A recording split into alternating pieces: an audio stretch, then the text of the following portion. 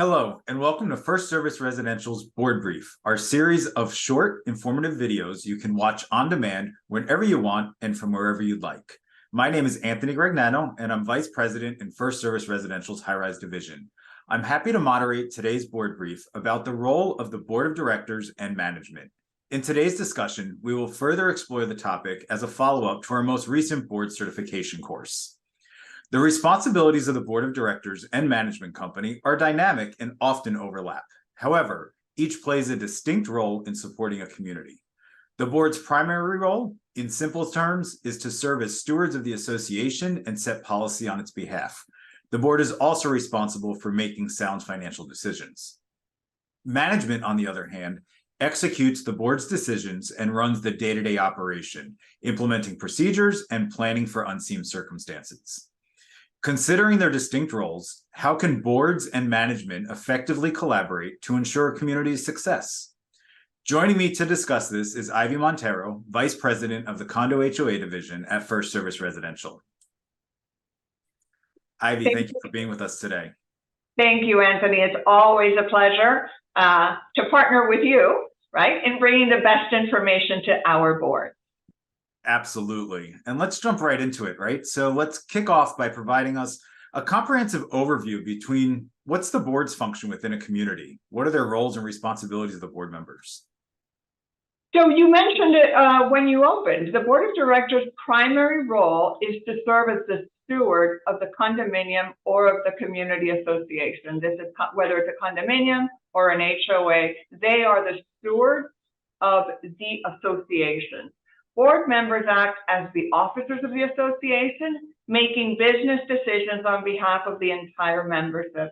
So they are elected to represent the membership. The board is responsible for setting policies while they oversee the proper maintenance of the physical structures of the community's common areas. And these include the gym, the swimming pools, clubhouse, any other shared spaces, any amenities, to ensure that all of them are functioning smoothly. So they set policies in place. They are also responsible for the financial decisions of the community, which is probably one of the most important aspects. These are set by developing and approving the association's annual budget and establishing the fiscal policy of the association. All great content, right? And it's also, I always say, their job is to also hold their vendors accountable some, right? So we talk about now what's the role of management in this whole process. Some of that board responsibility is also holding us accountable for our duties, right? So talk us through some of the things that as a board, as a management company, what is our role? So the difference between the management company and the board's responsibility is the board is the decision maker, right? I often say in my meetings with boards that the only thing we can't do for the board is make a decision. So we do the legwork, we do the collection of bids, the working with the vendors, the making sure the specifications are in order, that we are in compliance, that the association is being run to the expectations of the board, supported by the documents of the association. So we enforce the board's policies and rules. We serve as partners with the board. It doesn't work if we're not partners. That's where the alignment is so important. We should be the trusted advisors and the subject matter experts that the boards always get to lean on. We review the association's documents, the rules and regulations, and we communicate to the residents not only what the rules and regulations are, but when they're not being complied with, right? We are the enforcers of those rules and regulations and thus have a responsibility to keep the residents accountable to that and reporting back to the board. There's sometimes a source of confusion for homeowners who believe that management sets the agendas for the community. We don't do that. We don't set the agenda. We do not determine the penalties for non-compliance. This is something that we align with the board on, and there's usually many meetings when we get to make sure that what we are implementing is the exact desire of the board and what is supported by their documents. In fact, the association is the one that makes the rules and decides the penalties for those violations. And then they always lean on us, as I mentioned earlier, to support that and to enforce that. And I always say it's important as board members, right? It's your home. You're supposed to go out and enjoy the pool. You're supposed to go be able to get into your elevator and go upstairs, or walk to your front door and go into your home, or go to the clubhouse. And so many times the purpose of management is you have that backbone to be able to say, go speak with the property manager. And that's one of the largest alignments that I like to always try to advise my boards. Use us, right? We're that enforcer. You don't have to be the enforcer of the day-to-day operation. And just to highlight again, we've sort of addressed it a little bit. The big question, doesn't the management company have the authority to make decisions? Obviously, like you've said, no, not really, right? The board is that final decision maker. I think what boards always need to remember, though, is we do bring the recommendations. We are going to bring, best practices, and so that you're not starting at baseline one, right? You're starting 10 steps ahead of if it was just a new challenge for that community. But any other insight just on that, or things that you've seen? So yes to it all, right? We provide guidance, suggestion, advice, direction. We share our experience, but ultimately the board is the decision maker. And we're going to surround ourselves with experts, right? We want to ensure that the board's decision is the best decision for the community. That's where the board hat is always geared towards the community and not through anything individual. Another thing that you mentioned is about the boards getting to enjoy their communities. And that is something near and dear to my heart, because through all these years in this business, I've seen these volunteer boards that work so hard, right? That they almost forget the reason they moved into the community, which was to enjoy the community. So, like simplified, right? Management also has a responsibility to help in giving the board their lives back, right? Absolutely. So that we can be enforcing those policies, making the recommendations, and allowing the association and supporting the board in running the association as effectively as possible, which takes allowing us to do that legwork, right? Absolutely. So now we've talked about the roles of the board, we've talked about the roles of management, some of those distinctions. How do we now meld it together for that partnership and harmony between the board and management? Because obviously we need to be aligned. So any thoughts or insight? Communication all day long, right? And that alignment is so important. And alignment isn't a one-time deal. Setting expectations is not a one-time deal. Community associations evolve over time, right? So what worked well last year may not work well this year, because you have a change of board, you have a change of residents, you have policies that may have evolved, right? So that communication and constant talking about it is very, very important, so that a commonly used expression, we each know what our lanes are, right? And we work more effectively when we're moving forward next to each other, right? And not stepping over each other. So that defined responsibility and communication to establish that responsibility is very important. Sometimes the misconception is that we're waiting on a board, or a board is waiting on us to get things done. We shouldn't be. We should be talking it through. We should be talking it through all of the time.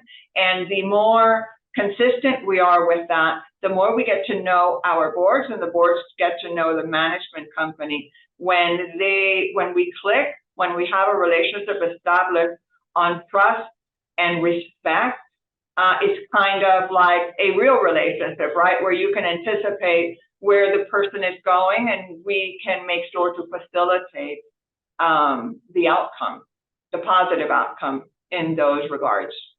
Absolutely. You talked about relationship, right? It takes some work, but honest and open conversation, even for those difficult conversations that may occur, we have to have them, because it's only going to strengthen that. Which then leads into, obviously some of our buildings, Ivy, they look at management and they're like, run the building, do it, just come to me for a decision on X, Y, and Z. Few and far between, right? But a lot of our communities and board members that do obviously become board members, they want to help, they want to be involved, and they want to do things. So how do we go about striking the right balance between not hindering the work of the management company, right, or the manager on site, and working and aligning together to allow the volunteers to help and do work that they want to put in, but obviously still allow the management company to run? Any insight on that? Yes.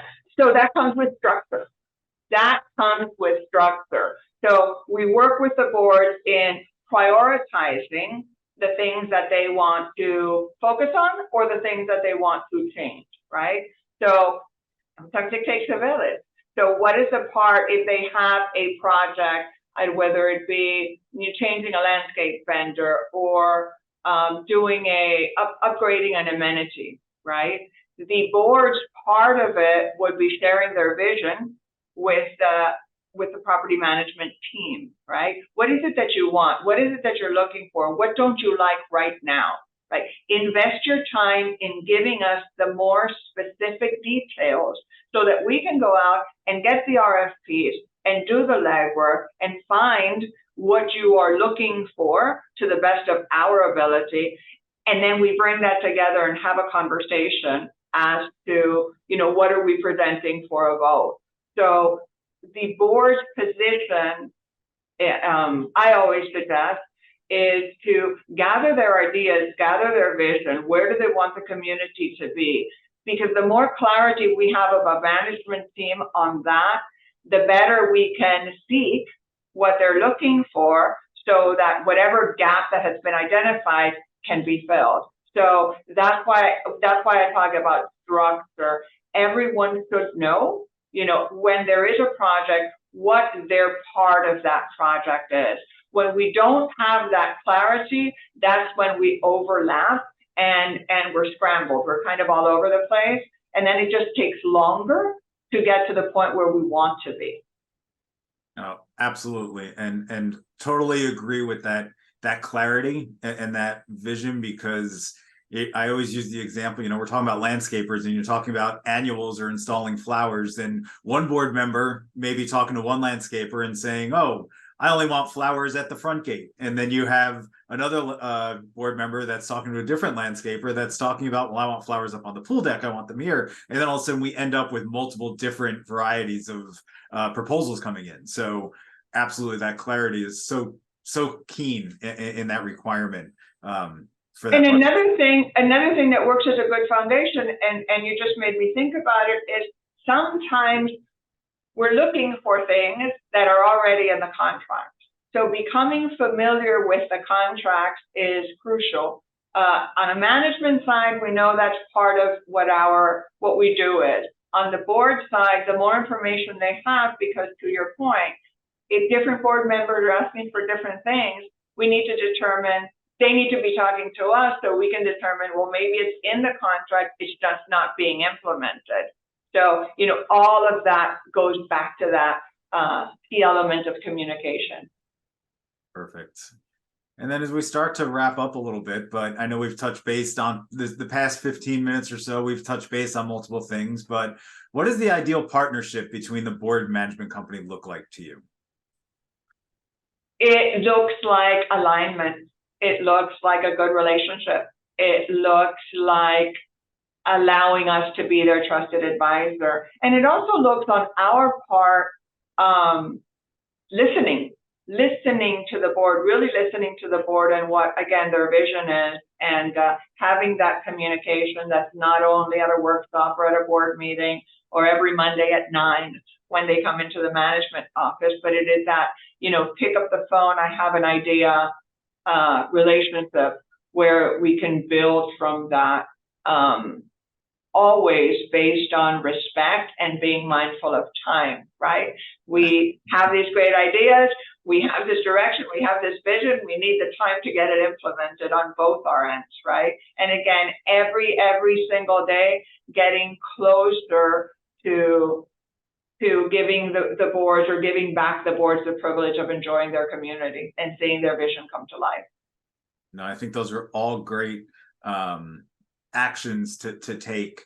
And, you know, one thing that I always say is just because it's been done a certain way for whether it's a year, 2 years, 10 years, 5 years, we have to be open to change, right? Because as you said earlier in our discussion, communities change over time, right? So looking and evaluating and doing those different items and being open to the conversation is critical as well. So now you have your board members that have been on the board for many, many years and very familiar with the process. I'm that new board member that is just stepped into the role and trying to figure out, where do I go from here, right? You've taken the right steps, you've done some things, but now how do I become either more engaged or take on different responsibilities? Thanks for asking that, because it's like, what do I do now, right? I'm elected, what do I do now? So one of the easiest ways and first things that a new board member should do is take one of the certification courses, which is required 90 days after you've been elected. Even existing board members should take the certification courses, because that's information. Familiarize yourself with the documents, with the rules and regulations of the committee. If there's a possibility before you run for the board, become a committee member. Get yourself more familiar with your community. What are the expectations? What is the noise going on in the community? What's your platform? What are you going to change? First Service has a plethora of wonderful webinars and information material that you can familiarize yourself with to become that better board member. But get involved, get certified, know the rules and regulations, know your documents, read over the previous minutes, know what has happened in those board meetings for the last 12 months. It doesn't mean, 24 hours a day, every day, immerse yourself in information, but the more familiar you are, I believe, the more open you'll be to knowing what the decisions that were made before and why, and where there's an area for improvement.